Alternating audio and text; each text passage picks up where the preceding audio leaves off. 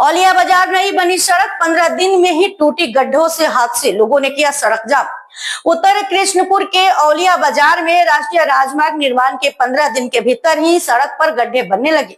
इससे लगातार बाइक हादसे हो रहे हैं। शुक्रवार रात कई दुर्घटनाओं के बाद गुस्साए लोगों ने सड़क जाम कर दिया।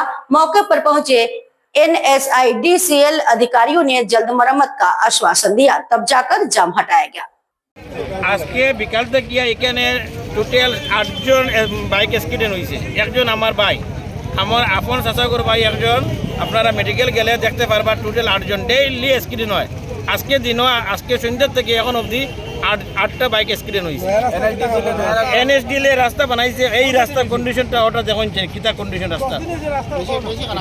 রাস্তা রাস্তা কন্ডিশনটা দেখুন কি কন্ডিশন।